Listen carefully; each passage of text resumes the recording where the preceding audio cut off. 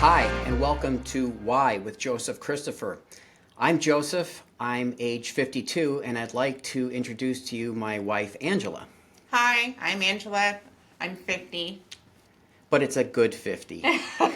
Anyways, welcome to our discussion today. If you want to know more details, I've compiled some links and additional data and info, which I'll post to you underneath. So today what we're going to be talking about is the importance of diet and exercise with the proper use of these weight loss peptides. We're going to talk about our experiences coming from different perspectives of being men and women of a certain age, of course. And then also, and I can't stress this enough, the importance of finding good medical advice, finding a good doctor. And also we're going to talk a little bit about our experiences with appetite and food noise and the differences on how our bodies regulate hunger, because that's a huge difference between Angela's experience and my experience. So to kick us off, I'd like to talk about the importance of diet. And so one of the things that I think you and I have both in our long careers as social media trolls, pretty much, we're always trolling the different forums on Reddit and Facebook and different groups. And one of the things that I've noticed about, and I think it contributes a lot to the misinformation on the use of weight loss peptides, is this idea that we can use weight loss peptides as kind of like a cheat code. In other words, we can still eat a garbage diet and somehow miraculously lose weight. And it's true, people do lose weight on this, but losing weight and being healthy are two different things. Different. Right. Yeah. And so what are some of the things that you've seen when you've been in these discussions with people when you're talking about weight loss peptides? They're not changing their diet. I mean, the whole point of the peptides is to reset your body. To get it back into a mode of being able to burn the calories that you're taking in. And I'm finding that people are still eating a ton of fast food. They're drinking pop. They're going out to eat all the time, and they are seeing a difference. They're losing weight, but that's not really the whole point of the peptides. The peptides is more of a reset and not as in addition to. So yes, you can lose weight when you are taking the peptides and not eating well, but at some point you're probably going to need to get off the peptides, or you're going to want to get off the peptide if possible. I know there are other medical issues that may have somebody on the peptides for a lot longer. And I really like how you use the term reset, and that's exactly what I've been saying is that these weight loss peptides should be considered a reset button. They shouldn't be considered something that you're going to be on for the rest of your life. And I think that's the number one bit of misinformation out there, is that once you get on these things, if you don't stay on them, you're just going to gain all the weight back. That might be true if you don't change your diet and incorporate exercise. If you still continue to eat a high carbohydrate, high sugar, low protein diet like the majority of Americans do, then yes, you'll probably need to stay on these for the rest of your life. So I like to think of them. I think we should, I should interject here that not everybody that finds themselves in a place to even need these peptides is coming from a poor diet. For sure. And that is something I know you and I have, for the most part, had a very healthy diet. We don't eat out all the time. We don't stock a bunch of junk food in the house. We don't drink pop. I mean, it's very... Yeah, no, you're absolutely right. And I want to get into that more when we talk about some of the other topics. But I think going back to like the misinformation and what we see on some of these Reddit boards or Facebook groups of people, like I said, this should be considered a reset button. You should be able to use a weight loss peptide to break your insulin resistance, to get your body in a Metabolically stable. right. Get your body in this state where it can lose weight, and then once you've lost that weight, or as you're losing that weight, you should be using this as an opportunity to go in and fix the deficient nutrition that you've likely had. Or if you were like us and had a mostly good diet, then add in other health regimens to kind of bolster your metabolic state, your mitochondrial hormonal health, state. your hormonal state, which we'll totally get into. Introduce resistance training, cardio exercise. And a lot of people, and we've had very, very different experiences, when you're in that state of being insulin resistant and it feels like no matter what you eat, even if it's healthy food, you are gaining weight or you're unable to lose weight, you're always tired, it makes it harder to start eating better because you're like, why bother? It doesn't matter if I eat good or not, I'm going to gain weight. And it also makes it difficult to start working out because your body just doesn't respond. You have a hard time recovering. You have no motivation. And so this is what I mean by using this as a reset button. But that being said, let's talk about the food. So you and I have largely eaten very, very well. And what I mean by that is that we don't eat processed foods. I've always done the cooking, and I always make fresh food with fresh ingredients. I try to get high quality proteins, and I know it's hard to afford sometimes when we've got a family of 7 to feed, but high quality grass fed or beef if we can get it. If not, then high quality regular beef.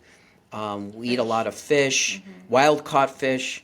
We will spend the extra money and get fish directly from fishermen in Alaska. We try to eat organic produce. We limit our sugar intake. This is not a household that we don't buy a lot of soda. We don't buy really any soda. We don't buy juice. We use a monk fruit sweetener in our coffee.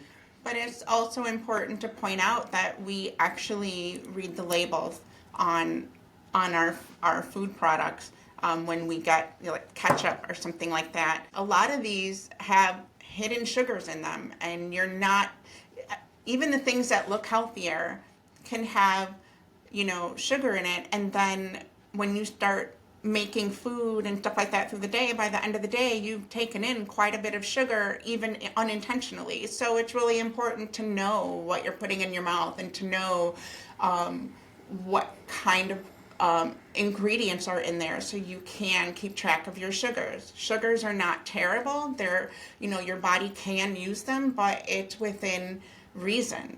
Everything is in moderation. And when you're eating 3 hot dogs and you're putting a whole bunch of ketchup on each hot dog, well, that can end up adding up into a lot of sugar. So and that's just one meal. So, being aware of what you're eating, I guess, is the most important thing, to what you're putting in your mouth. And I think psychologically, a lot of folks have trouble equating the amount of sugar and carbohydrates they're actually eating.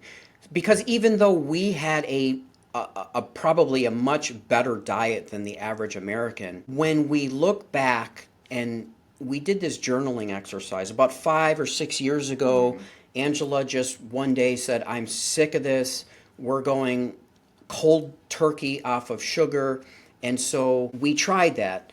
And so it made it, like you said, we had to start reading labels. And what we found, and we would journal like literally everything we put in our mouth for the day, we would write down. And so that did 2 things. Number one, you eat or are likely eating a lot more than you credit yourself. Let's put it that way. And then if you compare ingredients and labels, you are getting a lot more carbs and sugar than you think. And so you might say, well, I just had a coffee and I skipped the donut, but I had some oatmeal, and then I had a chicken sandwich for lunch. Well, that alone is probably 150 to 200 grams of carbs. There was probably 100 grams of sugar there. That coffee drink. Especially if you get it from, you get those fancy coffee drinks from Starbucks. I mean, one of those grandes has 100 and some grams of sugar in it. Exactly. And it really adds up. And I don't, we don't normally think of coffee as a dessert. Basically, it's got as much sugar as a dessert, and a lot of people. You're better off eating dessert. I used to get Starbucks every day on my way to work, and I didn't connect that. I didn't look at the ingredients, and then once I started seeing how much sugar and everything else was in that coffee, then I stopped drinking it, and we started making coffee at home. And there are ways to make good coffee at home. It comes down to becoming aware of what you're consuming. Yeah, I mean, I recently saw something that a large, I think it was a Dunkin' Donuts, pumpkin, swirly, whatever, had 185 grams of sugar in one drink. That's literally 3 times the amount of sugar you should be getting on a daily basis. In fact, you shouldn't have any sugar on a daily basis, but that's pretty near impossible, in one sitting. So that's what we mean by thinking about your diet. So even us who were making fresh foods, we don't eat fast food, we don't get sodas, we don't get juices, which are all sugar. We make healthy, high protein, high fat diets, which is very healthy. Even then, for years, we were still gaining weight. We couldn't lose weight. We're like, what is going on? So even by rolling back that sugar, we still were eating more carbs than I think were healthy. I mean, I'm part Italian.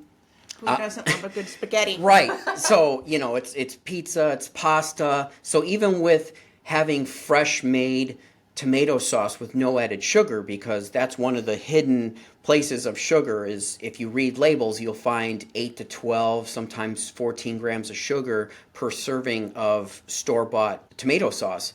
Even with the healthy sauce, and a serving of pasta, and if it's not organic pasta, or if it's not pasta that's imported from Italy, you're going to end up having pesticides and glyphosate and then everything else in there, which causes a whole host of other problems when we get into endocrine disruptors and things like that. And then on top of it, let's get into our eating differences. And then on top of it, I'm a glutton. I can't eat just a normal portion of pasta.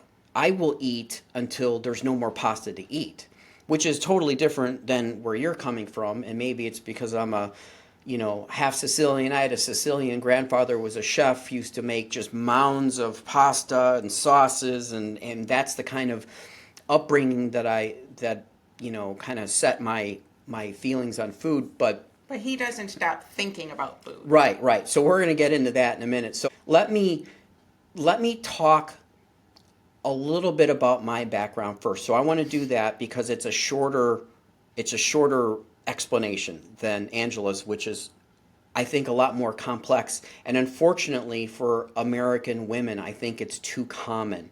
And so I want to give her adequate time to develop that. So I'm just going to talk a little bit about my background first, and then we'll talk about starting your in figuring out what went wrong, which will start with the importance of finding good medical care. So I'm 52 years old. I've always been an athletic person. I've always had better than average muscle tone. I didn't think of myself as being obese or overweight. So around age 35, which I think is the age that most men start to slide off the table, so to speak, I noticed that I was starting to pack on a little bit of weight. I mean, you used to pat my stomach and go, oh, you're getting a little bit of a gut there. He was growing at the same rate I was when I was pregnant. Right. And all kidding aside, you call it the beer belly. I didn't drink beer. I mean, I'm a very, very light drinker, so it couldn't have been that. But I noticed that I pack on that what we call visceral fat, which is it's far more dangerous. It is a firm fat that actually grows and intertwines inside of your abdomen and in between your internal organs. And this visceral fat is dangerous for men especially because we're prone to it. It actually creates its own hormone production sites. And what we're thinking, and you know, I'm not a scientist, I'm not a medical doctor, but I do read some science, is that this visceral fat almost becomes a nervous center, a brain center, and it starts telling your body what to eat, how to eat, and what to do with that food once you eat it. And they're thinking, if you want to look at the science, they're thinking that that is connected with the gut-brain axis, which is actually driven by your microbiome. So in other words, the bacteria and fungus that normally inhabits our digestive system and helps us digest things. If you have an imbalance and you have good bacteria and not so good bacteria, if you start getting an imbalance, that not so good bacteria, which actually feeds on carbohydrates and sugar, starts dictating to your body what to do with those carbohydrates and sugars. And what it does is it signals your body to create visceral fat, which then kind of starts telling the rest of your body that you need to pig out and eat crap. And so it becomes this vicious cycle. And eventually you get to what's called insulin resistance. So insulin resistance, again, I'm not a medical doctor, but I've read enough science. Insulin resistance, it's also called pre-diabetes, which is really the same thing as type 2 diabetes. What type 2 diabetes is, and what insulin resistance is that your body produces insulin as it should. So type 1 diabetes is where your body just doesn't produce insulin. You need an exogenous form of insulin, and that's why diabetics have to inject themselves with insulin. That's not what we're talking about here. We're talking about your body produces insulin, but because you are so metabolically damaged, your body can't use that insulin properly. And insulin regulates your blood glucose. And your blood glucose and the other hormones that work alongside with insulin tell your body what to do with that blood glucose. So blood glucose should be used by your muscle tissues to convert it to fuel for your mitochondria to do work, right? But when you're insulin resistant, your muscles aren't using, number one, they're not being able to use that glucose, which contributes to muscle wasting, which we're going to get into.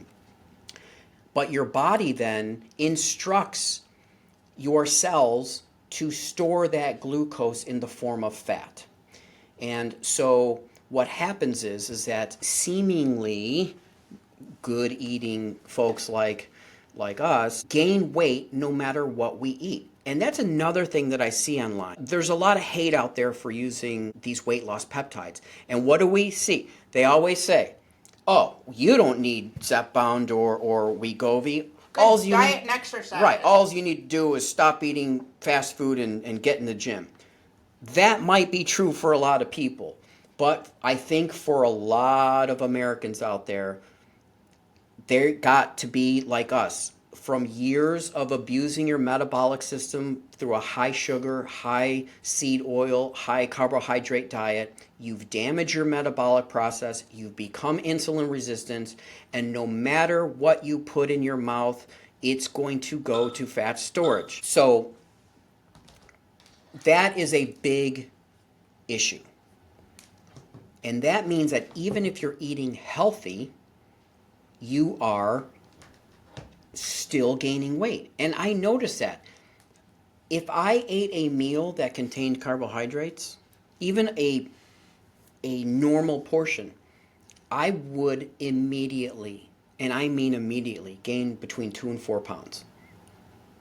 Within 24 hours, I'd step on the scale and I'd be 2 to 4 pounds heavier. And it would drive me crazy.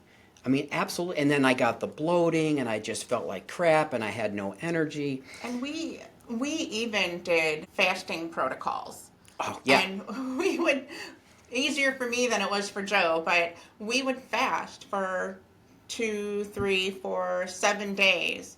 And at the end of that, we would eat and we would gain weight. It was so And frustrating. We also did, we combined that with first keto, and we weren't losing weight. I mean, I felt a little better, reducing carbohydrates almost down to nothing. And then I went full carnivore. And I thought, this is it, 0 carbs, high in protein, high in fats. Now I'm eating really good. Didn't matter. Did not lose any weight. I felt better. I was able to start gaining muscle a little bit better, but I just couldn't lose that weight. It still was not breaking my insulin resistance. So don't fall for those people out there who are trying to convince you not to start a weight loss peptide regimen by saying, oh, you don't need that, just eat better or just get in the gym, because that is not effective for some people. Hence the reset button. So I also did a complete metabolic and blood panel from my doctor. And Angela's going to talk a little bit more about the importance of this. And what I found is that I had what I consider low testosterone. So the doctor said it's within range, and we're going to really talk about what that means. Range for men is set between, I think it's 250 to 650. And that's ridiculous, because you should be comparing yourself with a 20-something-year-old person when you're looking at your hormones. There really isn't a reason for a 50-year-old man to have, in my case, my testosterone is down in the 340s. And so even though I was still in range, I had to explain to my doctor, that is not what I believe is optimal for me. I think I should be in the 800 range. I think that's just where I was naturally. I've always had good muscle tone. I've always, had that type of, build, I guess. And so, so I got on TRT. I use a physiological dose, which means that I'm just replacing the dose that my body would produce naturally as a 20-something-year-old man. I'm not jacking myself up like a bodybuilder and taking super physiological doses. And so that's another thing Angela's going to talk about, is the utter importance of figuring out where your hormones should be. So again, I had a mostly good diet, and then I went to a ultimate diet. I was at keto or carnivore, still wasn't losing weight. I talked to my doctor into getting a prescription of Tirzepatide, which is Zepbound. I'd done my research. I'd look at Semaglutide, which is Ozempic and Wegovy, and for reasons which we'll talk about later, I decided not to do that. I decided on the Tirzepatide. And it broke that insulin resistance within 2 weeks. I could not believe it. I started losing weight. I started feeling better. But more importantly, it allowed me to use the food that I was eating without converting it into fat. So I think for the first time I was actually getting like the nutrition out of the food. And when you start seeing the results, it motivates you to watch your diet, or at least it should. You shouldn't be one of these people that say, I just took my shot of Zepbound, I can go get McDonald's. Yeah, let's go get McDonald's. That's ridiculous. And I see them discuss it on Reddit all the time, of like what they're going to eat on their cheat day. That's crazy. So, and that's not to say, though, that every once in a while, I mean, everybody can you can have a dessert. You can eat some of this stuff that technically is quote unquote not good for you. It's okay. But it shouldn't be your lifestyle. It shouldn't be your lifestyle. It should be, so you go to a birthday party and you have a little bit of cake and you have a little bit of ice cream. That's fine. It's, just don't be pigging out. Yes, on it. that's 100%. Although I would say that I wouldn't start adding those things back in until you are well on your way into your weight loss journey and you're nearing your target weights. And so for the first 2 or 3 months, I was very strict with my diet. I started working out regularly. And then once I had lost that first, for me, was about 25 pounds, then I started adding some high quality carbohydrates back in. I would get some organic pasta, or I would have a slice of pizza. You shouldn't be punishing yourself. That's not a sustainable lifestyle. You should be able to have some dessert every once in a while. And the wonderful thing about these weight loss peptides is that they start controlling your appetite, and also they regulate your satiety hormones, which is that voice in your head that tells you stop eating. Now, I've never had that. That's my problem. I'm a glutton. I don't have that voice. That voice tells me eat, eat, eat, eat, eat. That voice tells me if there's food in front of you, eat it. You've got a completely different issue. Completely different issue. But for me, it was a problem. So I was able to start adding some stuff back in, but now I have no problem eating a little bit of chocolate cake. I get my sweet tooth satisfied, and then I put it away. Although with the Tirzepatide, I've noticed that, and I'm not somebody who ever really ate a lot of sweets anyways, but I'll take a couple bites and then I'm done. I don't want to finish the piece of cake. I don't want seconds. Not that I really had that problem before, but I've noticed that even Joe, we went out to dinner or to lunch, and we got, for your birthday, and we got the creme brulee, which is Joe's absolute favorite dessert, and we didn't even finish it. No. We took a couple bites of it. It tasted really good, and then we were just kind of like, we're done, you know? That's another thing. We actually split an entree, which would have been unthinkable before. I would have eaten all of mine and half of hers. And this time we split an entree, and I didn't even finish my half. Yeah, we took it home, and that was that regulation of that satiety and that food voice, which was a huge problem for me. So those are the positives of using weight loss peptides, but it also outlays the importance of figuring out what it is that you have an issue with. And for me, it was food noise. For you, and we'll let you talk about that, it was the opposite. So before I turn it over to Angela, I do want to say something about finding good medical care. So doctors we love doctors, they serve a purpose, but it's very difficult to find an educated doctor who listens. Oftentimes doctors feel that they know better, and they will just talk right over you, and they're used to people following their orders without question. And that's not how I operate. Now, I have no problem advocating for myself, but I'm also a man. And there is a huge difference in the way doctors respond to men versus women. It's a huge problem in healthcare now, the fact that doctors don't listen to women. Partway through my journey, I was dealing with a lot of anemia, and we had the same doctor. It's the same doctor. Right. And I was going to the doctor every month and saying, I think I'm anemic. My numbers aren't right. I don't feel good. I'm tired. I'm cold. I have all these symptoms. And she just kept telling me, just take more iron. And I finally said, I can't take any more iron. I am so sick. I don't feel good. And it was a fight to get this woman to recommend me to a hematologist. But then Joe goes in and he said, you know what? I'm having a little trouble breathing and I don't feel good. And she just ordered so many tests. And I was like, I've been going to this doctor for 9 months complaining about my symptoms, and she kept writing me off. So she's referred me to And that was a female doctor. That was a female and male doctor. doctors are even worse. And she referred me to a hematologist, and they called me into the office. I sat down, and they're like, we usually go over all the tests and, what we're looking at and your symptoms, but you are so low on iron that we're going to skip all that, and you're going straight to the back. You're getting an iron infusion, and then we'll talk later. And so Yeah, it was basically serious. what you were telling the doctor for 9 months.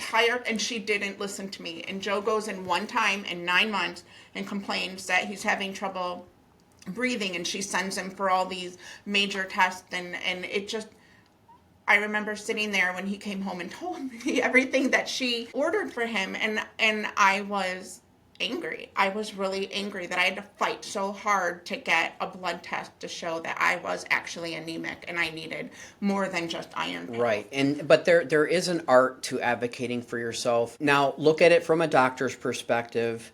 They have people coming in all the time who's got their Google searches that may or may not have any bearing on reality. So they're used to people coming up with cockamamie stuff.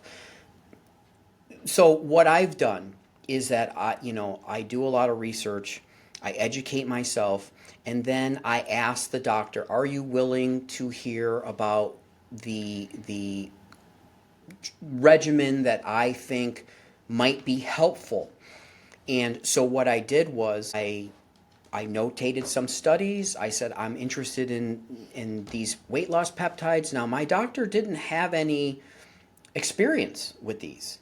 I mean, he knew about them, but Our our current doctor, right? But I said, you know what? You might find these studies helpful to start your own research. This is what I want to do. This is why I want to do it. But what I did was I started with a complete panel of blood workup, hormones, lipids, everything, which is important. So you get yourself an idea of where you're at and where you're deficient, and then I just advocated for myself and said, I would like to try this. And I'm the type of person that if I have a doctor who's not going to listen, I'm just going to fire him. I don't have any problem with that. But fortunately, our new doctor, he said, yeah, that looks pretty interesting. I'll check it out. He did a little bit of research. He came back and he says, okay, I'll try it. And he was floored. Yeah. He was floored with the results. 4 months later, I do my follow-up, and I had lost at that point just under 30 pounds. I had reduced my blood triglycerides by almost 100 points. My A1C dropped from 5.6 to 4.9. My blood glucose dropped, I think, 15 points. And overall, my health markers are now looking like a 35-year-old again instead of a 52-year-old. And so he was just absolutely amazed. But I also told him, this is what I'm doing. I'm not just doing Tirzepatide.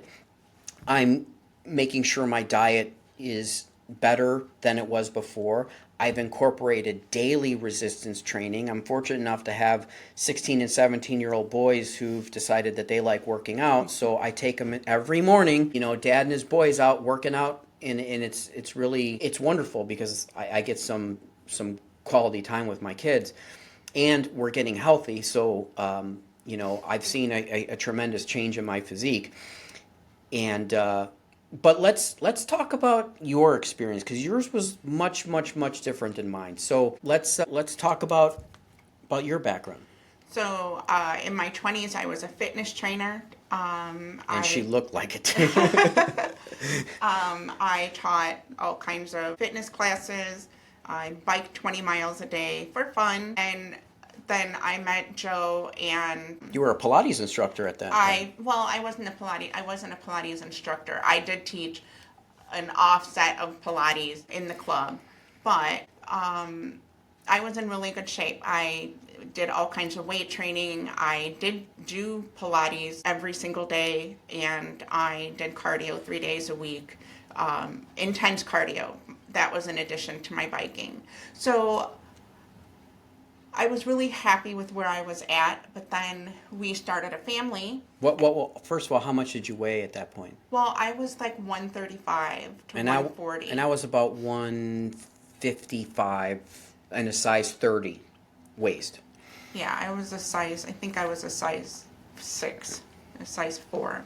But so then we had our first child, and I worked out the entire pregnancy. I stopped working out I stopped doing my regular workout when I was about 8 months pregnant. But we changed our diet too. We had gotten at that point on, and this is dating ourselves, but Body for Life. Body for Life, you know. It was a great program, and we followed it religiously. She used to make all of the recipes, and we started eating really, really good.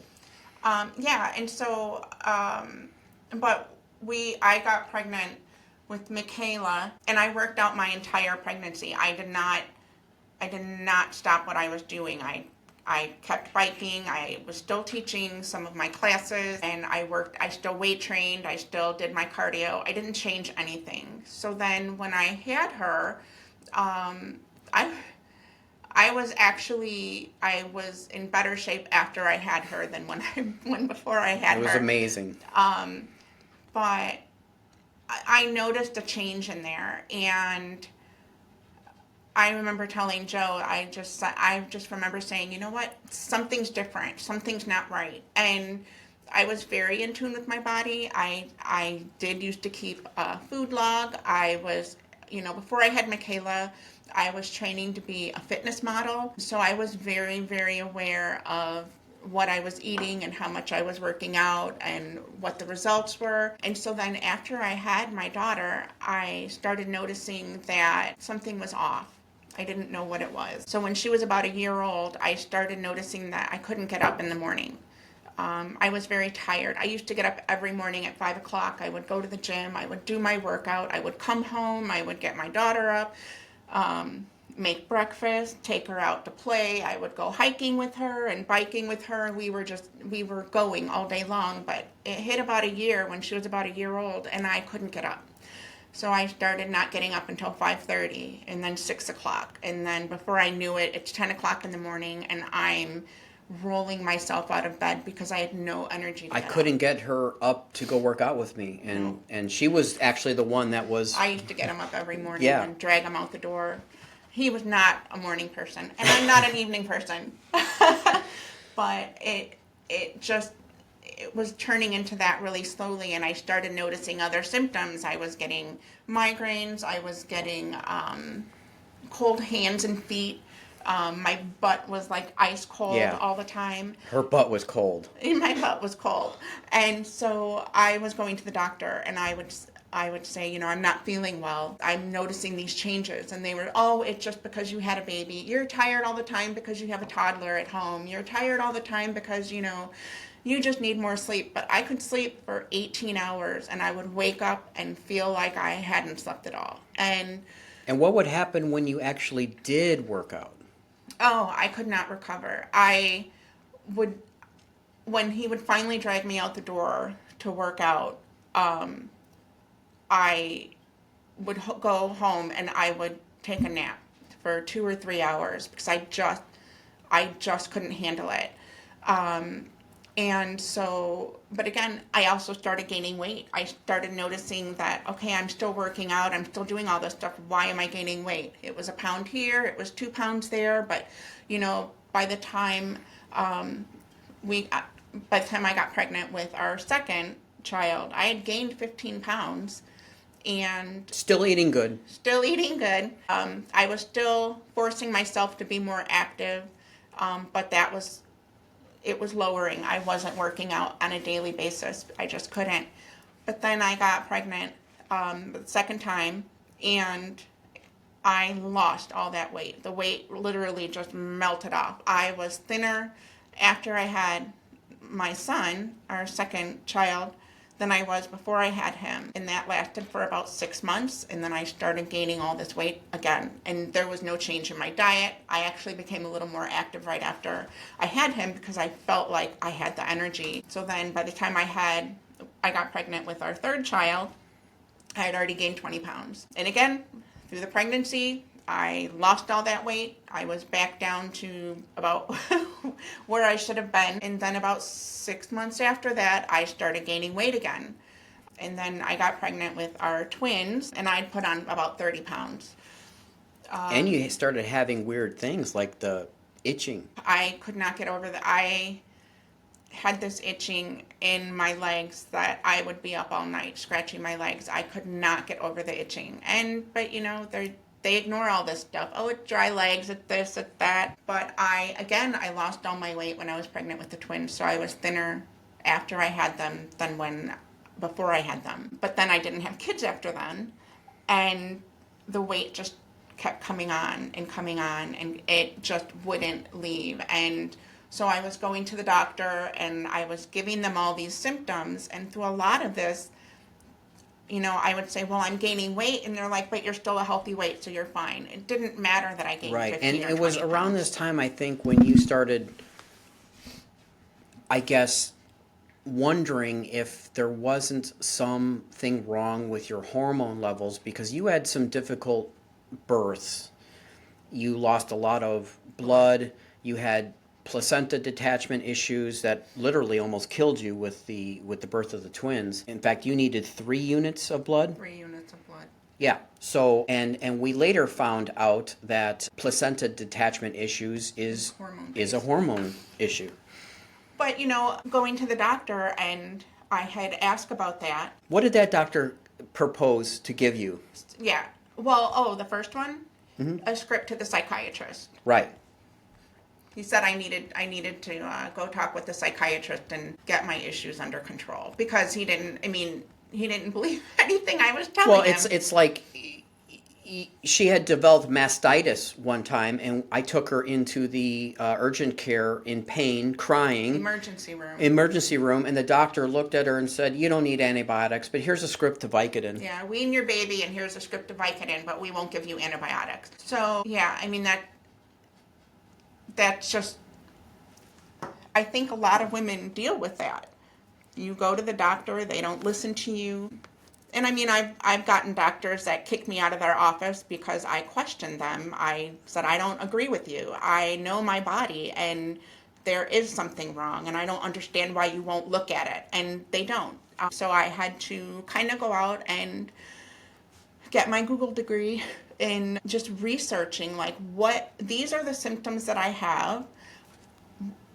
What could possibly be the cause of this? And then finding a doctor that would listen to some of it. And so I started looking at my thyroid, but I would get, my thyroid hormones were off, but I would take the medications and it wouldn't do anything. So then I would ask, is there something else that's affecting the thyroid hormones that taking the medication for thyroid hypothyroidism isn't benefiting me? And it was a fight. It was basically a 20-year fight. That's actually a good example of her research and her advocacy, because when you would go into a doctor and ask them for a thyroid test, they would offer you that real basic test, and you would have to. They look at TSH. Right. You would have to educate them on what tests they should be ordering and why. Yeah, and then they didn't. They would just look at the numbers, and they'd say, well, all the numbers are in range, and that doesn't mean anything, because hormones all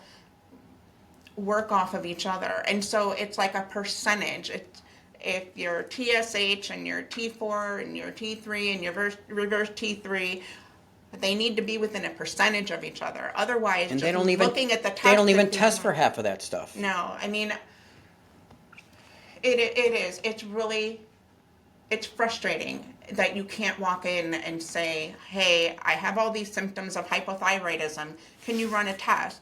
They run just the very basic, and it's if you're in range. Right. But then that's it. And then they don't medicate you. But we also learned that in range doesn't mean anything, because the range includes the very healthy and the very sick. And so you've got kind of a skewed, very broad range. So you could, just like the testosterone thing, you could be in range, but that doesn't mean that it is healthy for you. Right. And that's something that you learned early on, but you still have to convince a doctor that just because I'm in range doesn't mean that A, you ran the right tests, and B... in range doesn't mean anything if it's not what my body needs. So for the average person, or anybody that has a 1.5 TSH and they feel great, doesn't mean that me having a 1.5 TSH will mean anything. That's why it's so important to, I think, regardless of how you feel, getting that comprehensive metabolic panel, getting the hormone panels, every single year is so important, because you can establish a baseline and you can see where it's going. It's not perfect, but it gives you an idea of where you're at. And so I think that was part of the problem, is that the doctors, you go in, they do basic blood tests, and then they listen to your heart and your lungs, and they take your blood pressure, and they're like, okay, you're great, we'll see you again for your checkup next year. But they don't actually know what's going on in your body. And so, especially in terms of hormones, so after all this, I'm still having issues, and they're hormone related. It's the estrogen, progesterone, and the testosterone. And I've had several hormone panels run, and they're all low, and everybody said, oh, you already went through menopause. And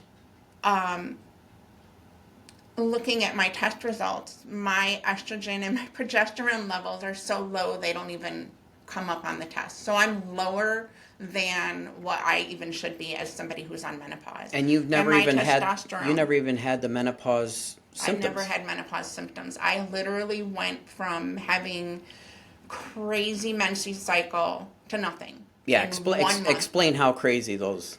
So I was losing, this TMI for anybody who doesn't want to hear this, but I was losing 15 milliliters of blood an hour. And you would tell this to your doctor, and they told me I was lying. Yeah, like they to said, her face. There's no way you're losing that much blood. You're counting wrong. Yeah, oh no, it was you're overreacting to blood loss. And I was like, so I had a Diva cup. I used the Diva cup, and it measures.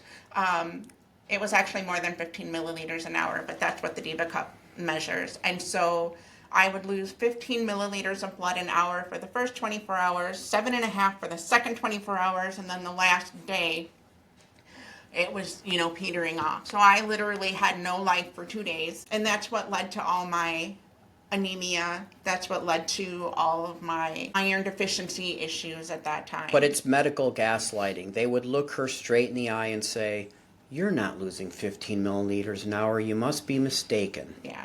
And it was like that for 20 years, basically. And so then I went from having this crazy blood loss, and then the next month was nothing.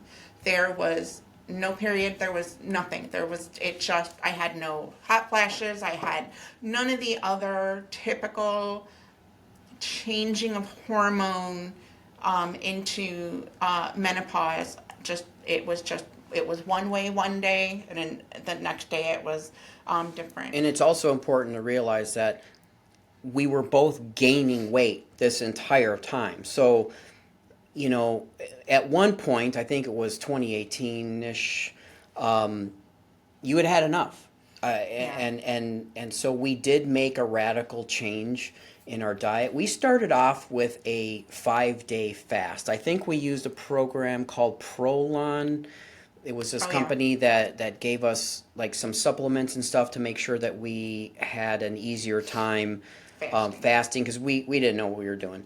And we did. We fasted for 5 days, and then we started on removing all sugar. And that was really you who just said, you know what, enough. And then I was surprised at how much sugar is in everything. Everything. Ranch dressing. Regular ranch dressing would have tons of sugar in it. Not tons of sugar, but it had a good amount of sugar. It had enough. Ketchup, tomato sauce. So it was... But that's where it gets you. 5 grams here, 8 grams there, 12 grams there. And then when you add up all the stuff that you put in your mouth over the course of a day, pretty soon you're at this ridiculous amount of sugar. And that's not to mention things like soda or fruit juice or that Starbucks or whatever it is. So it's even the coffee creamer that you put in your homemade coffee has a ton of sugar in it.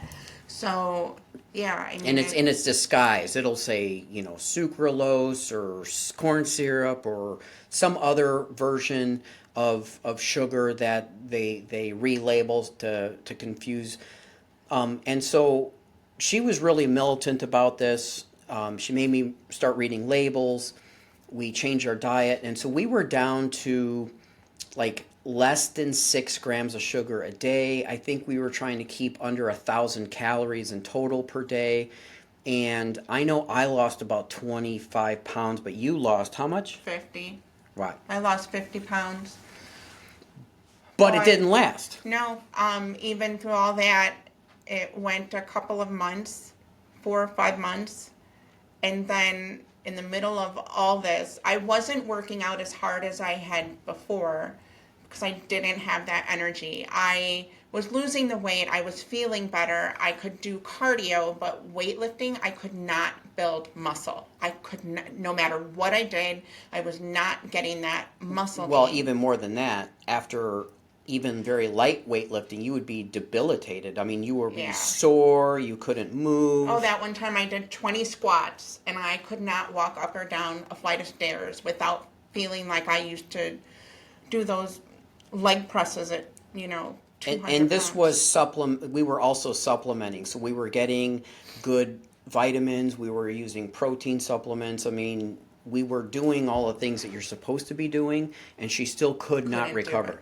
And Could not so recover. going to a very, very strict diet and going into caloric deficit isn't sustainable. It's just not. And especially when you're still insulin resistant, even if you're lost a little bit of weight, your body still, there's, at least for me, the food noise was there, the hunger was still there, and we couldn't keep it up. And Well, so, it's like riding a bike with flat tires. yeah, exactly. You're going to get somewhere, but So probably not the weight easily. started creeping back on. We started little by little adding back in sugar and carbs. Not sugar like we're eating candy, but we just lost the motivation because we kind of hit this plateau, and then we started gaining weight even though we were eating well, and we were having problems recovering. I was working out and I was getting frustrated because I wasn't really gaining any muscle. I was just kind of like in homeostasis there, which wasn't that great. And I just could not get out of bed. And how much weight did you gain back? Probably like 70 pounds. Right. I mean, we ended up being worse off after that than we were before that. I mean, I know that I hit at one point almost 190 pounds. I'm 5'5". 190 pounds is a lot for my frame. And I was... And it was, the vast majority of that was that visceral fat. Right. I mean, I didn't carry my weight anywhere else, although I will tell you that once I started losing real weight, I was amazed at how much weight I was actually carrying in my upper body, my face. It's a crazy amount of weight. But we got to the point where I was in size 34 and I had to get the stretchy size 34. So some days, especially if I ate a big meal, I would gain 4 or 5 pounds, and then I really could have been in a 36. And I just got to the point where I needed to do something, especially when I went back to the doctor and I had him run my blood work, and I started getting concerned. Mm-hmm. I was 51 years old at that point, and I've got friends that are dropping dead from heart attacks and cardiovascular disease, and when you hit a certain age, that really gets on your mind. At least for me, I was thinking about heart health and that I needed to do something. And so I started looking into getting back on keto and carnivore. That's where I started. And I was listening to podcasts by Dave Asprey. He was actually the first, and he's the father of biohacking. He's the first that introduced the idea of peptides. And so I kind of had that in the back of my mind, and I did a little bit of research. And then at one point around 2021, I had seen an ad for Semaglutide. And I didn't quite know what it was, but I called one of these clinics, and they got me a prescription of Wegovy. And I remember I got the pens, and we were looking at the side effects, and she just said, I don't have a good feeling about this. Don't take it. And so And I'm never wrong, by the way. I've learned over the years that she has this gut instinct that's pretty much right all the time. So yeah, and so I didn't take it, but I didn't give up on that. I just said, you know what, I need to do more research, and so I started going down the rabbit hole, and I really started listening to different sources. I started with Dave Asprey, Dr. Stephen Gundry, and then I started finding other sources such as Dr. Andrew Huberman, Dr. Peter Attia, Hunter Williams, and Derek from More Plates, More Dates, and they started giving a lot more in-depth, learned and lived experience with these peptides. And the other reason that I like, especially Dr. Huberman and Dr. Attia, is that they list out all the science. Yeah. And so I started reading papers, and I started sending stuff to her. And finally I just said, you know what? I'm 189 pounds. This is as far as I go. And so I started looking at Semaglutide, which it carries the brand Ozempic and Wegovy, and I started looking at Tirzepatide, which is Zepbound or Mounjaro, and I settled on Tirzepatide because I liked the fact that it was a dual agonist. It not only hit the pathways that the GLP-1 pathway, which slows down your gastric motility. So in other words, food moves slowly through your system. That's part of the reason why you can't eat as much, because you're still kind of full from the last meal. Your body just doesn't feel all that well. It feels like you're full, and it's literally painful to eat more. And I didn't quite think that was a healthy response. And also, semaglutide, because it only works on that single pathway, contributes a lot to muscle loss. And that was something that you and I were worried about, because we were having a hard time gaining muscle. Now, I started getting on the TRT, which helped me a little bit, but... and TRT is testosterone replacement therapy. Right. So I thought, that's just not for me. I think because studies have shown that up to 20% of weight loss on semaglutide is muscle loss, and that's just something I did not want to go to. And that goes back to that idea that even if you lose weight, you still don't necessarily become healthy. And I've seen what they call Ozempic face, and I've seen what I call skinny fat, where these influencers are on Instagram saying, I've lost 100 pounds on Ozempic, and I'm like, you just look like a skinny fat person. You don't look good. I wanted to look good, which means that I need to gain muscle. So I settled on Tirzepatide, which also regulates your blood glucose. And so what that did is it broke that insulin resistance. So my body was actually using the insulin, which means that when I would eat that good food that I'm now eating, my body used that nutrition to build muscle and increase my metabolism. And studies are now showing that there's unintended benefits of Tirzepatide, which is an increase in metabolism, and it knocks down whole body inflammation, which is something that was really helpful to you. And it also, it blocks that food noise, which was helpful to me. Not so much for you, but it was very helpful to me. And it just promotes, I think, the lipid profiles.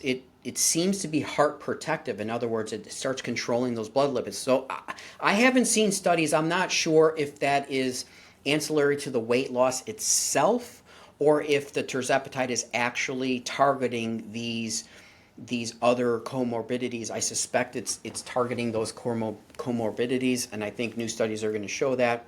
So that's where we started, and you know, I had very low side effects. And there are side effects of Tirzepatide. You still get nausea, you still get that full feeling every once in a while. Well, but you had different side effects. Yeah, when I first started taking the 5 milligram dose, it would knock me out. Fatigue. The fatigue was real. Now though, I am on 12.5 milligrams, and I don't get that anymore. So after I did the 5 milligrams I think I did it for 2 months, I didn't have that fatigue. I never really got nauseated on the Zepbound, but I eat differently than you. I think you were getting nauseated or kind of sick sometimes when you were eating. No, I didn't have too much nausea. Every once in a while, I would overeat past where my body is telling me naturally to stop eating, and I would feel uncomfortably full. It wasn't like curled up in a ball like users. Yeah, but that's a big difference. The Semaglutide users do complain about very severe GI issues. Severe constipation, severe diarrhea, severe nausea, intense abdominal cramping. As a matter of fact, some Semaglutide users, they have to go off of it. They just can't tolerate it. So Tirzepatide seems to have a lot less of a profile, but I also suspect that the people that are having a lot of the GI issues, it's because they're not changing their diet. If what I've noticed personally, now this is anecdotal to me, but eating high protein, high fat, and good fat, I'm talking about medium chain triglycerides, avocado, non-seed oils, a lot of eggs, that sort of thing. We get farm fresh eggs. When you eat a diet like that, you don't have the sulfur burps and the GERD or acid reflux that everybody told me I was going to be dying, and I just didn't have it. But I think the people that don't regulate their diet and are still eating that high carbohydrate, high sugar diet, high seed oils, that sort of thing, I think that is going to give you those GI side effects. I think your body just starts rejecting that type of diet. And so I really think that a lot of that GI discomfort comes from not changing the diet. And also a word on dosage. So the way Tirzepatide dosing works for at least Zepbound is they start you on 2.5 milligrams for 4 weeks, and then they start titrating you up. They want you on 5 milligrams for another 4 weeks, and then you go to 7, and then 7.5, 12.5, 10, and then, or 10, 10 12.5. And then the top 15. Dose is 15.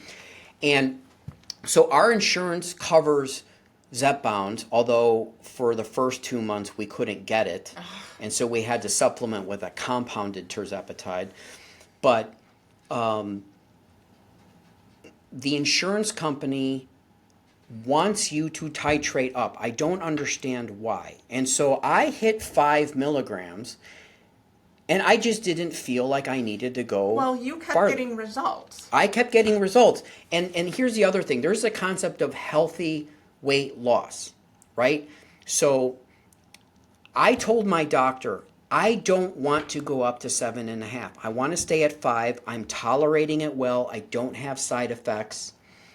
And so you continued to lose and I lost weight at a healthy rate. So my doctor put a note to my insurer to say that he was prescribing me to stay at the 5 milligrams due to increased side effects at the higher dosage. If your doctor doesn't do that, the insurance company will make you titrate up. And so do. that's another reason why I think people run into problems, is that they're being rushed into the higher dosages. They can't handle it. If you're losing weight, though, if you're losing weight at a certain dose, you shouldn't increase. You don't want to increase. But I was different. I was using the 5 milligrams, and then I just stopped losing weight. I wasn't gaining weight, thankfully, but it wasn't doing anything. So then I would bump up, and then I would lose weight. And I would just, I'm 12.5, and Joe is at 5. Right, but we still supplement. We supplement with Retatrutide. But also we have compounded Tirzepatide. And so what that does is it allows me, because those injector pens from Zepbound, if you're at the 5 milligrams or at the 10 or whatever it is, that's what you get. There's no way to adjust that dose. You're taking the full dose. And so by having a second option, so we have compounded and we also have research chemical version, which means that we reconstituted ourselves in the vial, that allows me to adjust. So occasionally, if I know that we're going to go out to eat, or it's Thanksgiving and I know I'm going to eat a little bit more, I will draw. Which we didn't, by the way. Right, we kept it good. But I can go and get another 1 or 2 milligrams of Tirzepatide and supplement. So then for that week, I might take 7.5. So I take my Zepbound pen at 5, and then I'll take another 2 or 2.5 of compounded Tirzepatide. And so I was seeing a nice even climb down. She lost a lot of weight, but it was more like stair step, because she would plateau and then we would up her dose and then she'd lose another weight and then she would plateau. But overall, you lost a lot of weight in a very short period of time, and that has brought up some interesting new problems, because one of the things that happens when you gain weight and your body is storing fat, it stores environmental toxins in that fat. So heavy metals, biotoxins, glyphosate poisoning, all that stuff. And so one of the things that we suspect is contributed to your hormone imbalances and your just metabolic dysfunction is the fact that we've had mold toxicity. We lived in a place a couple of times now, in a place that had water leakage issues and a place that flooded. And so we were exposed to black mold. It affected you a lot more than it affected me. And so all that stuff was locked up in Angela's fat cells. And so when you dumped all of that burned, destructed fat into your system, it caused a flare-up in your chronic inflammatory. So why don't you talk about that for a little bit? Because this is actually just recent. So a couple years ago, I was going to the doctor. I wasn't feeling well, and they ran some tests, and they saw that my liver enzymes were elevated. And so I went for an ultrasound, and at the time I was 220 pounds and gaining, and it came back that I had non-alcohol fatty liver disease. So I had fatty liver. And we lived here. It was when we moved here. And Texas, by the way. Texas, yes. Lovely Texas. And so the doctor was, I told her my history and, what I was dealing with. And she basically told me to stop eating junk food. So she didn't listen again. But then I knew I was dealing with non-alcohol fatty liver disease. And we found another doctor who's our current doctor, love him.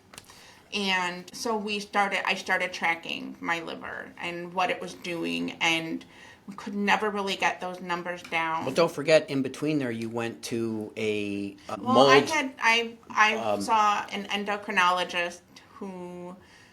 But you went on some protocol. What was that protocol? For the mold toxicity. Oh, it was a Shoemaker. It was Shoemaker protocol.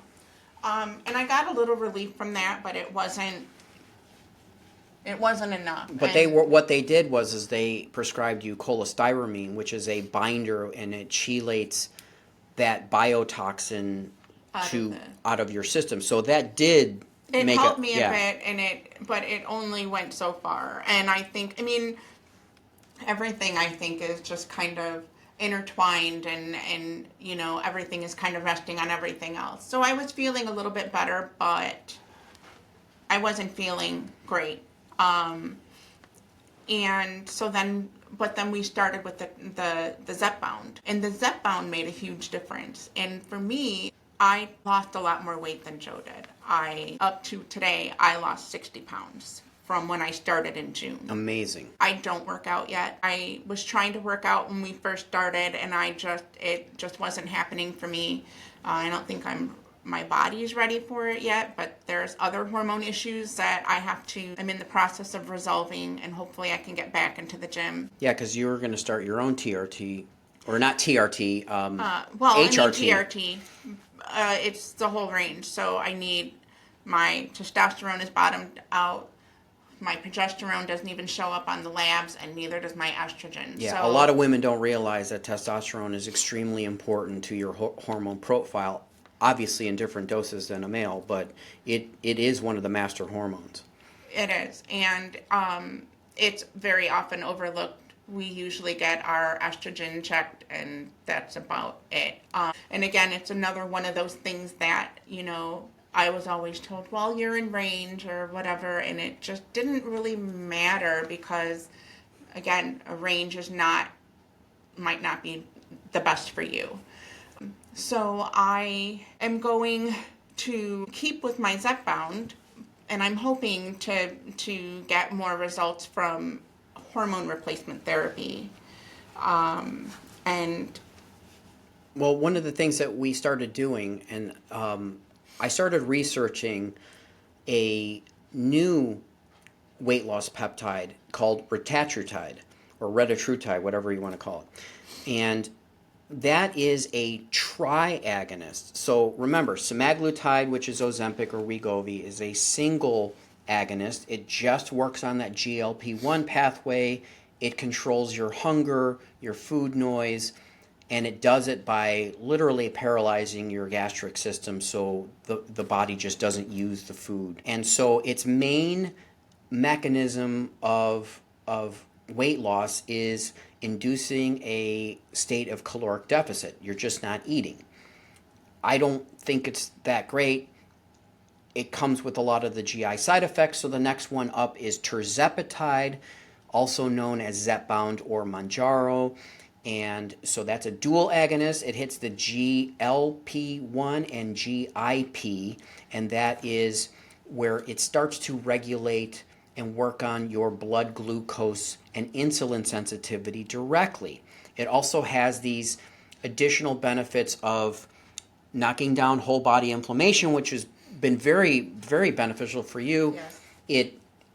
It starts working on your heart health, so that inflammation, when you have inflammation in your cardiovascular system, that's actually the contributory effect to cardiovascular disease. They used to say it was cholesterol, but cholesterol is actually a healing mechanism of your body. So when your cholesterol is high, the cholesterol itself isn't damaging your system. The cholesterol is there to address the inflammation in your system. It's trying to repair your system. And so by knocking down that cardiovascular inflammation, naturally brings your cholesterol levels down, and that's exactly what happened for me, and I would, and for you too. Yeah, I think my cholesterol was 235. Right. And so it's now 190. So, but you started plateauing a little bit more aggressively than I did, and that's another thing that I see on a lot of these discussion threads online, is you get people saying, "Oh my gosh, I weighed myself today and I gained a pound," or "Oh my gosh, I've been weighing myself for 3 days in a row and I haven't lost any weight." It's important to understand that you're not going to go straight down. You kind of have like this. Sometimes you go up a little bit, sometimes you go down a little bit.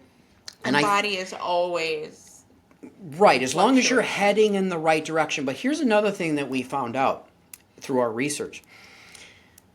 And this is also one of the reasons why I don't like that single dose mentality that the prescriptions have. So we take our dose of Zepbound on Fridays. So your body gets this big spike, and people, if you listen online, people say, oh, I take my dose on Fridays, and by Wednesday or Thursday, I'm hungry again, and I feel like I'm gaining weight again, and things like that. That's because your body takes that big shot, and then it starts weaning off. So what we started doing is staggering and microdosing throughout the week. So we take our main shot of Tirzepatide on Fridays.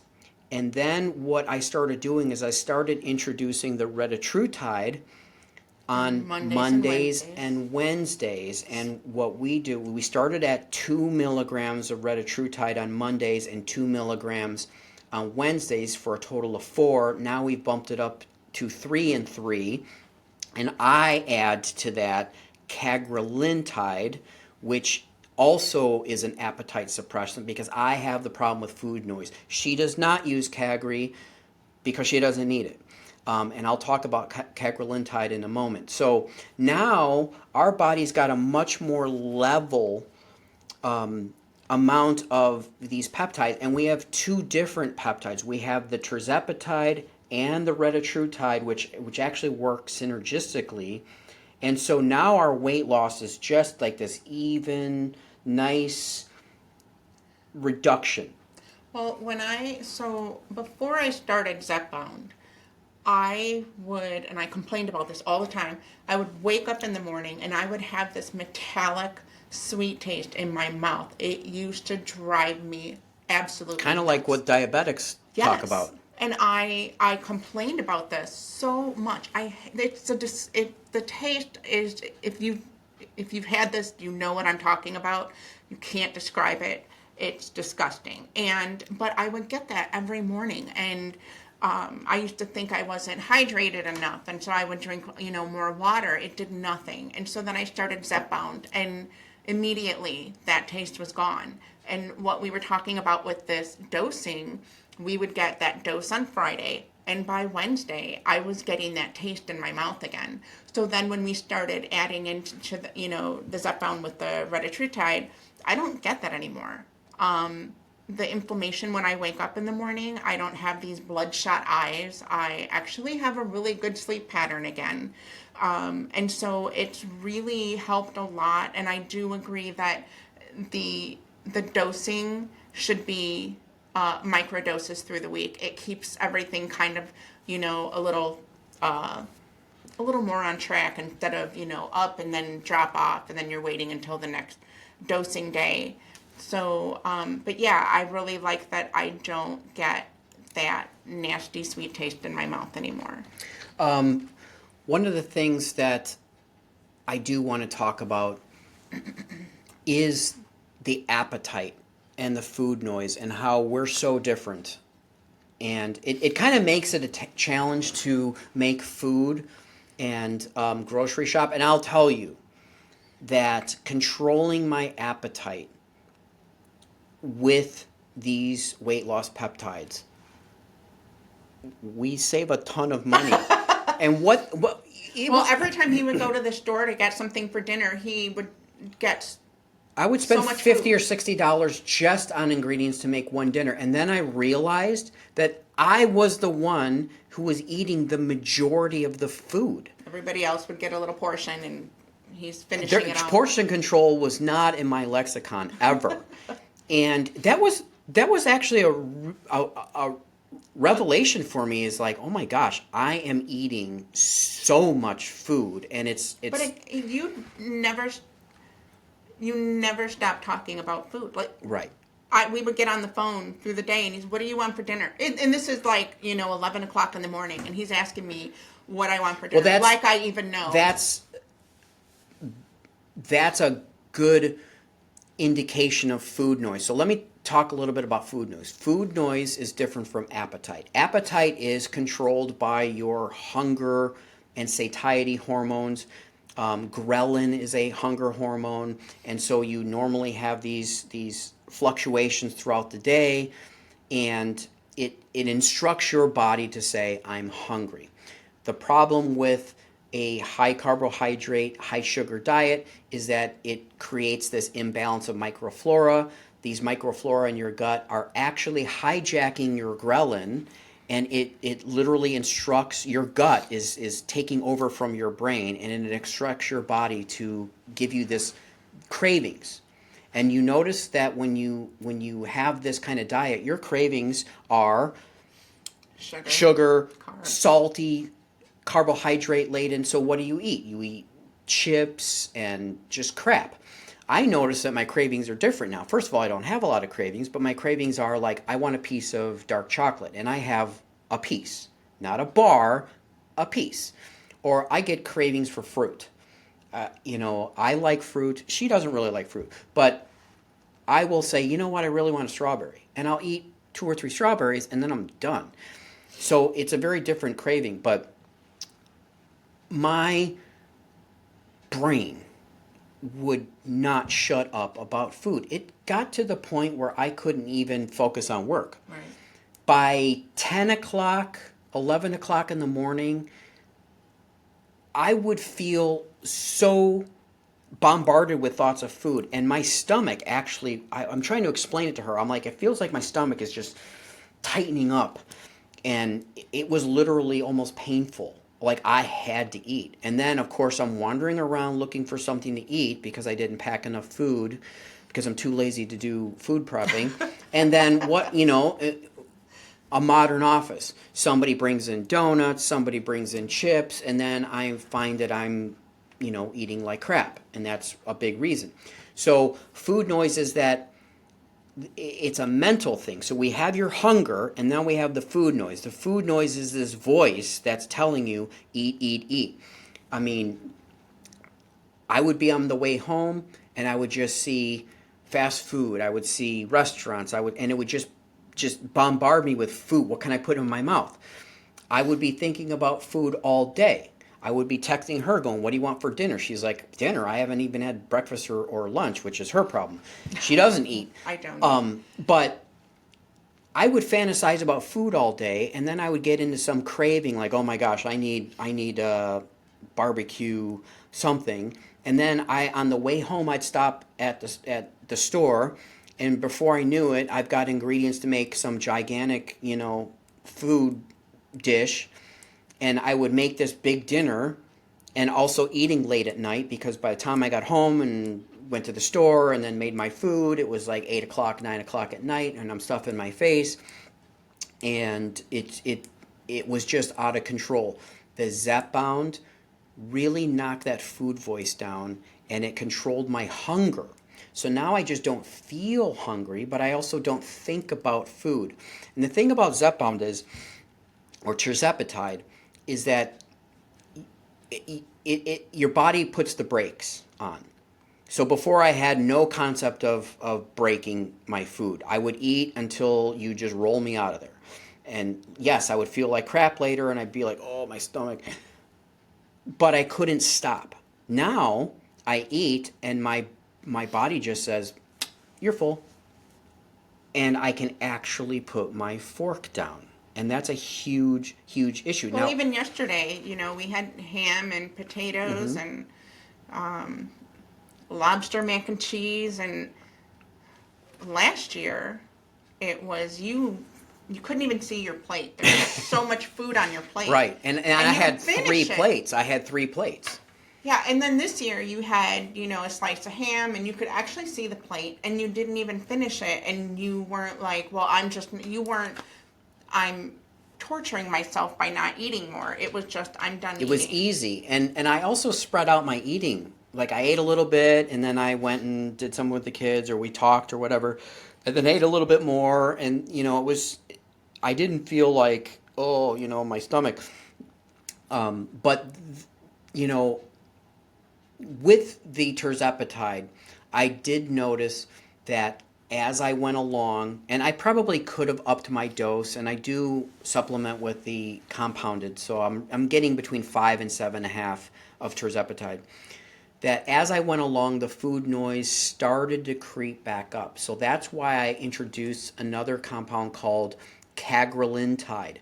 Now, cagrilintide operates on an amylin pathway. What that is that it stimulates your pancreas to release amylins. They are a companion of insulin. It regulates fullness, and it has some sort of psychological effect. So cagrilintide doesn't have any weight loss properties of its own. It doesn't affect your blood glucose, but what it does is it literally erases the thought of food. I can't explain it. I don't know really how it works. I mean, the science says that it comes from the pancreas, but there's something there where I just forget to think about food. It'll be noon, 1 o'clock, and I'll be like, I haven't eaten. And then I'm still disinterested in eating. I'm like, okay, I should think about eating, but... and that's how I am all the time. Yeah, you are totally different. So for me, the cagrilintide just smacks down that food noise. It works synergistically. In fact, you can get research chemical or compounded semaglutide or tirzepatide already pre-blended with cagrilintide. You don't need a lot. So I started off with like 250 micrograms twice a week, and now I do 500 micrograms twice a week. And that's all I need. And I put it in the same syringe as my Retatrutide, and I take it on Mondays and Wednesdays, and I don't have problem with the food noise anymore. But what it's doing is it's resetting those pathways in my brain that even if I forget to order my cagrilintide or I forget to do a dose, my brain is trained now to where I almost don't need it. And that's the whole, I think, goal is to... You don't want to become dependent on any of this stuff. You want to use that as the reset button. But let's talk about your hunger. You have the opposite. You are never hungry. I have to beg her to eat. I don't think about food at all.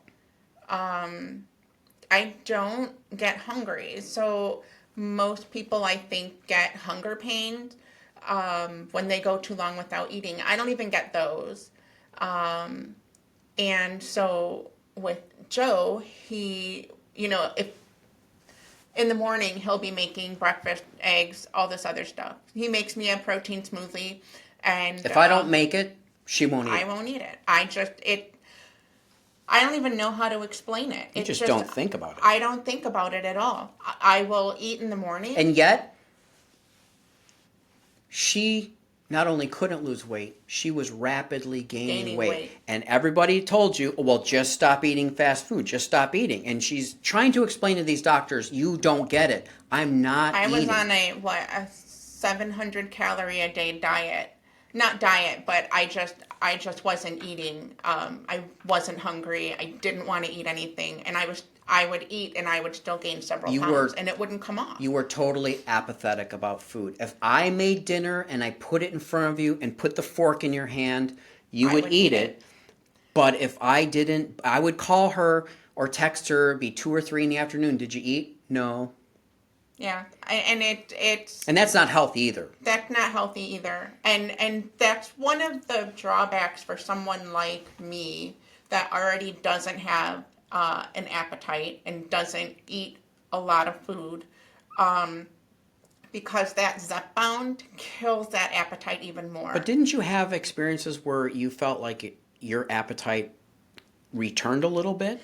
Every once in a while, it feels like, you know what, I could really have something to eat right now. But most of the time, it is, I don't think about food. I can set an alarm for food. It'll go off, and I reach over, I see that the alarm is going off, I turn it off, and I forget. I don't get up and go into the kitchen and make something to eat. And then when Joe makes dinner, I'll have some dinner. It hasn't really come back a whole lot. And we used to eat 6 times a day. It was 3 meals, 3 snacks. But I don't even do that now. I don't feel like I want to do that now. I don't feel hungry. I don't think about eating. I will actually buy or prepare like cheese cubes and beef jerky and like other high protein, high fat, and I will put it on her desk when I leave in the morning because I'm hoping that at least she'll see it and it'll inspire her to eat a little bit. And it's usually the kids coming in and saying something to me, and then they and so we have very different thoughts on food and we are looking into a peptide to stimulate my right. appetite. I was just going to go there is like talking about our peptide stack because we just don't use these weight loss peptides. We've done a lot of experimenting over the last year, and we're starting to, I think, get a real good sense of what we like and what we don't. And so we can group some of these peptides, and we'll talk about this in more detail in another episode. But one of the things that I'm looking at are peptides called human growth hormone secretagogues. And what they do is that peptides are signaling molecules. They don't do anything themselves. What they do is they signal your body to produce something on its own. And so the GLPs, they tell your body to use food in a certain way or to regulate blood glucose. Human growth hormone secretagogues are telling your body to secrete human growth hormone or other hormones in that class. And human growth hormone is your body's master hormone. People think HGH and they think of bodybuilders, and while it's true, bodybuilders use what we call physiological doses. That means they're in doses much higher than what your body would produce. We're not talking about that. We're talking about getting your body to regulate itself to get back to where it should be. And no matter what you do, when you age, your body starts lowering your human growth hormone. It lowers your sex hormones, which we'll talk about in a moment. And it shouldn't be like that. So some of these human growth hormones, like MK677, which is more of a SARM, it's not a peptide.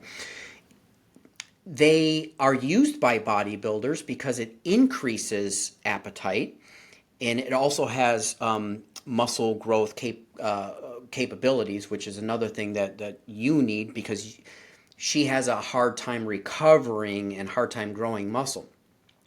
So bodybuilders use MK677 to increase their appetite so they can stuff their face with 10,000 calories a day because that's the only way you get to be a competition bodybuilder. We're obviously not looking for that, but for appetite stimulating properties, that could be very, very helpful for her. I don't need that, but I do use other HGHSs, human growth hormone secretagogues. I started with Semorolin, and then I went to Tesamorelin, and Tesamorelin increases your body's muscle growth.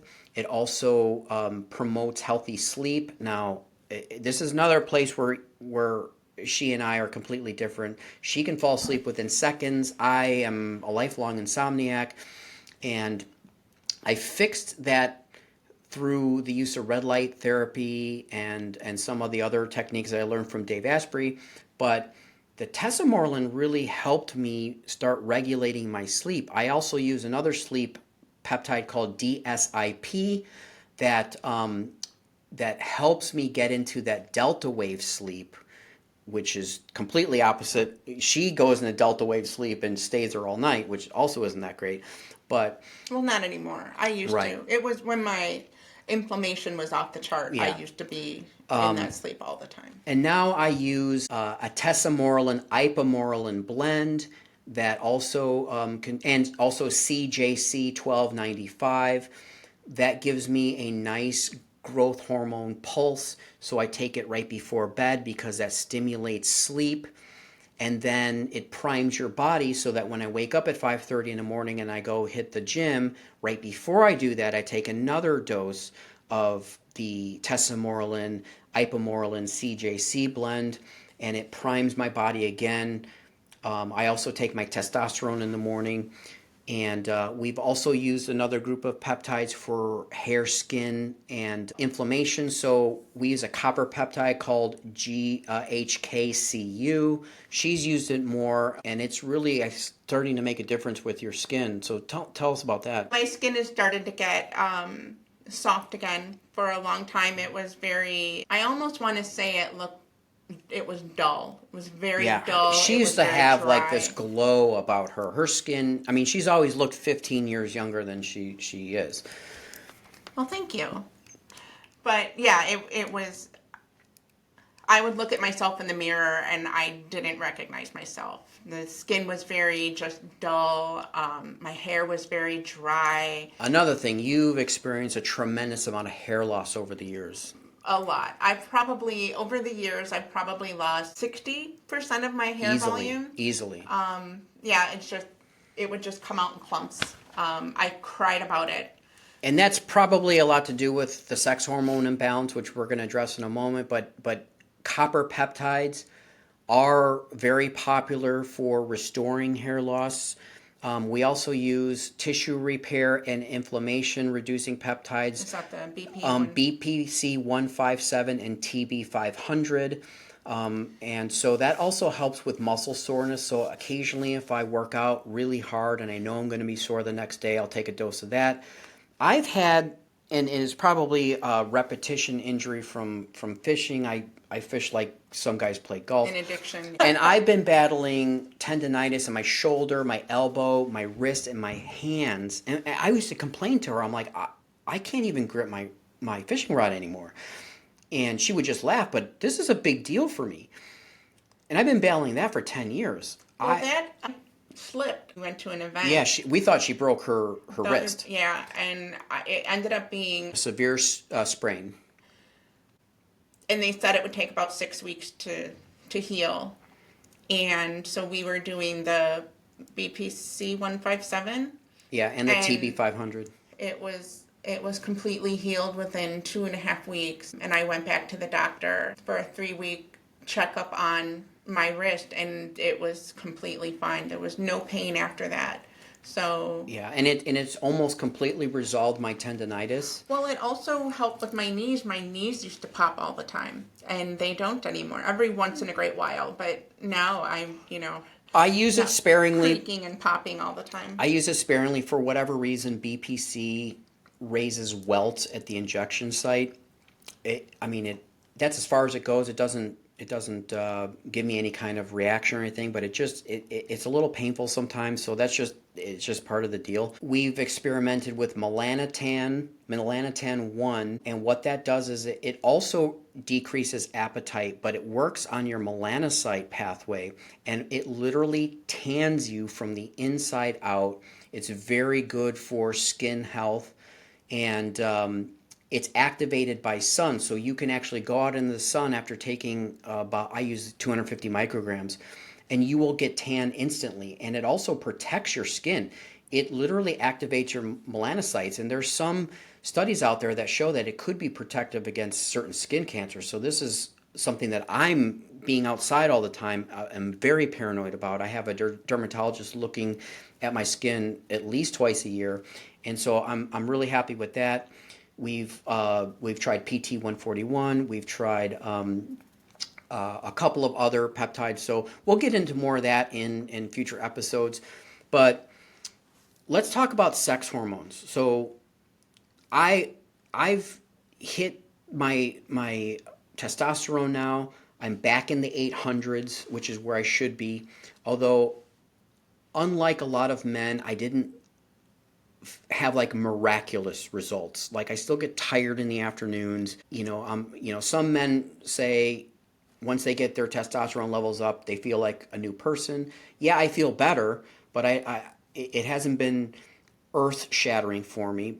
But it's really I think contributed to my muscle growth and helping me work out, along with these other human growth hormone secretagogues. So I actually can push through a weightlifting session where before, as soon as it got hard, I just put the weights down. I'm like, all right, I'm done. Now I can actually get a good workout. I mean, I not bad for a boy my size, 52 years old, but I suspect I should get my female hormones, because men, we think we got to avoid estrogen, and that's not exactly true. You need a little bit of estrogen as a man, and if it's out of balance, it could cause other problems. So I'm going to have that panel done. But Angela has struggled a lot more with this than I have. So how are you approaching that? I think a lot of women actually find themselves in this position. I think that it is extremely overlooked for a woman, especially a woman who's had pregnancies. There's, as any woman knows, when you get pregnant, you have this huge surge of hormones, and it just keeps building over the entire pregnancy. You have the baby, and everything just kind of, goes away. It's a really, really big, swing one way to the other. And so I do think that a lot of women have imbalanced hormones that are overlooked by most doctors. And probably contributing to a whole host of problems. I mean, hair loss, your skin. You can't sleep, or you sleep too much. It probably affects there was a while there, right after I had the twins, that I would get up in the morning, barely. If I sat down anywhere for any length of time, she was like an old man. She was like an old man. She'd sit in a chair. I could, and I used to be so concerned that I had narcolepsy. I was just like, and we had 5 kids. Yeah, doctors would be like, that's normal for having kids. Newborns. Yeah, and it would drive me crazy. And, so I would have to be up and I'd have to be moving. I couldn't sit down on the floor with the kids because I would fall asleep. I couldn't watch a movie with the kids because I would fall asleep. And I think that all of that was just a sign of just bottomed out hormones. Right, and I think that contributes to your appetite. I think it contributes to your... And it's funny because the doctors say if you had a hormone imbalance, you wouldn't have had these kids. And that is just not the case. Yeah, here's fertile Myrtle here. Yeah. But it's just, that is not exactly how it happens. You can have a hormone imbalance and still get pregnant. Yeah. There are other things that go on but there. I think it contributes to the fact that you have no recovery when you work out. You have different sleep problems than I do. It affects your libido. It affects all kinds of things. Probably your appetite too. Yeah, probably. It's frustrating. I just had my hormone test done, and I'll be starting, hopefully, hormone replacement therapy in the next week or 2. Yeah, I mean, tell them what your hormone test pegged you at as far as your levels. Well, the estrogen and progesterone don't even show up on the test. Can you imagine a woman not showing up estrogen or progesterone? And testosterone, it's like, you're in range, but it's this is the cutoff, and I'm, right at the precipice there, and so it's a lot. She's had doctors literally say, after reading her tests, I'm surprised you're able to get out of bed in the morning. Well, the only reason I would get out of bed in the morning because I had kids. Pretty much. Yeah. And that brings us now, hopefully you're going to start the hormone replacement therapy. I think that, plus the eating, plus our regimen of weight loss peptides and other peptides, now we're starting to hit health from like every angle here. And so I'm at a position now where I am in better health, I look better, and I feel better than I did when I was 30, which is about the time when I met you. And you're getting there. I mean, you got a long way to go, but you've come way farther than me. So the next step then for you is to get your hormones, I think, at an optimal level, and you'll be able to start exercising. I've already been doing it for about 3.5, 4 months now, and I'm not going to stop. And I'm seeing the changes in my body. I'm seeing like muscle growth. Like I've always been a hard gainer, but I was able to have really good muscle tone. I've always been extremely strong for my size, but now I actually look like a younger man. And even my boys, they'll be like, "Dad, you're looking pretty jacked," so that's kind of nice coming from a 16 and 17-year-old. And I still got the old man strength. I can outlift them by a lot. So I'll hold on to that as long as I can. So I think you are getting yourself into a good spot. And, so we want to recap a little bit before we sign off today. It's important to listen to your body and give yourself some grace. So explain that. What do you mean give yourself some grace? I think it's to be patient. You didn't get to where you are overnight, and it's understanding that, change happens slowly. It doesn't happen, immediately. When you don't feel good, it's okay to not feel good. It's okay to not be okay. Don't slave yourself to the scale. Yeah. And this is one of my downfalls. I weigh myself every single day. She'll be like, "Oh my God, I gained 2 pounds." And I'm like, step back, look at the week. Yeah. You are headed in the right direction. It's okay. Yes. And then that's part of giving yourself grace. And then the next day I'll be complaining, I gained a pound. But I think it's really important to step back and look at the big picture. And it's really important to have somebody, whether it's your spouse, whether it's, your doctor, which is really important, or find an online community or something like that. Yes, you find people that remind you to have grace with yourself. And also realize that weight loss peptides, it's often a gain a pound, then lose 2. Gain a pound, then lose 3. So don't get hung up on the fluctuations, and don't get hung up on your eating. As long as you are making improvements, because I see this all the time. People will post something on Reddit and they'll be like, "Oh my God, I ate some pasta today. Did I ruin everything?" And I'm like, it's okay. It's okay. As long as you are making these improvements and you're cognizant of the ingredients you're using and the amounts you're using, don't beat yourself up because you had a pretzel. It's okay. Just don't make it to where you're like bragging that like, "Oh, I had Chick-fil-A 3 times this week." Yeah. That's not good. And also the importance of finding a doctor who will listen.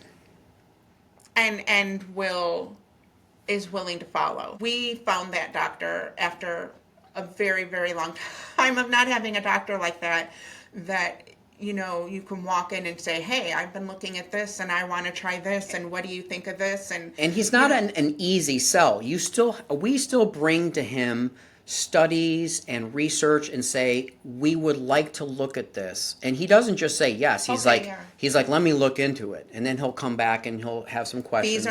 These are my concerns with this, and so it's really important to find a doctor that you shouldn't have to advocate for yourself all the time. But you should know how to do it. And it's also really important that you have somebody who's also willing to advocate for you. Because I do think that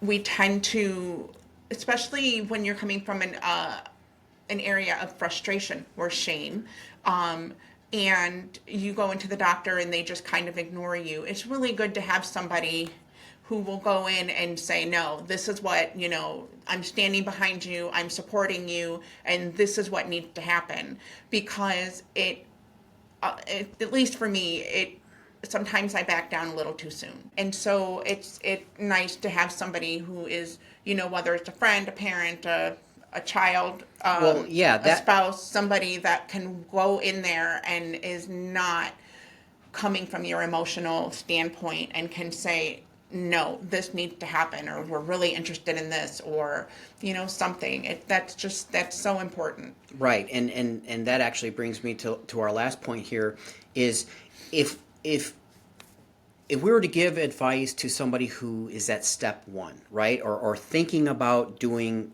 a journey like this, I think we can safely say that step one is understanding your own health history. And what I told Angela was, write down your entire, from 20 years ago to where we are today, everything that we've talked about in this episode. We literally put it on paper. For her, it was like 4 pages. And we went to the doctor and said, here. That's a lot better than trying to explain things and the doctor's, kind of listening. And give them a written history. And then you want to, your step 2 is establishing your baseline, the blood work. And that is the blood work. And I think for me, because I had gone through so much, I was getting blood work all the time. I kept all of my lab work, all of it. And so every time I got something new, it was going into a file. It was, everything was by date. And you could actually see this pattern. It was just changing. It was going up. It was not going down. Right. And so being able to hand over this huge stack of lab work and saying, this is everything that I've had done, and this is why I'm where I am right now, and I don't want to be here anymore. And this is why I think what I'm proposing is a good option. And so when I did that, my doctor, he took 2 weeks to look through all the lab work that I sent, and he said, you know what, I think you're right. Let's try this and let's see what happens. Yeah. It's backing up what you're saying with some sort of authority, because again, let's look at it from the doctor's perspective. They have people saying, "Oh, doc, this and that and the other," and it may or may not. I wasn't just somebody that was coming in who just wanted to cheat and take the easy way out. Right, because that's what doctors are thinking. Because that's kind of like the rhetoric that's out there now with these weight loss peptides, and you have to be able to talk over that. Because your doctor may have a preconceived notion about what weight loss peptides are. And so if you bring in this research and bring in your history, your own health history, and bring in your lab work. And that's another thing. We never got these blood work panels done when we were young and healthy, because we don't think of it. And so that's one thing that we would encourage you to do for your kids, especially if they're pubescent and teenagers, is get a full blood work done. Number one, I think that's you important. might uncover some things about your children that are better addressed now than after they've wasted 20 years of their life. But it gives them a baseline so that as they get older and mature, they can start having their own history, and they can say, well, when I was 18, I was here, and now that I'm 25, I'm here. And it's just going to be so much better for their health. But step 1 and step 2, write down your own health history. Step 2 is ask your doctor to start you off with a full blood panel. Includes blood lipids, metabolic health, the metabolic, hormone panel, a full thyroid panel, all that stuff. Get it all done. And the full thyroid panel is TSH, T4, free T4, T3, free T3, and reverse T3. If they're doing anything less than that, you're not getting a full picture. Right, because they only do the TSH, and usually TSH and T4, sometimes T3, but that's not the full picture. Exactly. So it's really important for you to know what the full picture is on some of these labs that you want, and you can request them and make sure that you get the full picture. And if you're a man over 40, get your testosterone, but not only your blood testosterone, but also get your free testosterone, which is an indication of unbound testosterone that's actually being able to be utilized by your body. A lot of doctors won't add that, and then you basically have a useless measure. So I think that's it for this podcast. If you found this discussion helpful and you feel that we've earned your subscription, please hit like and subscribe. And remember, be curious, seek knowledge, and always ask why.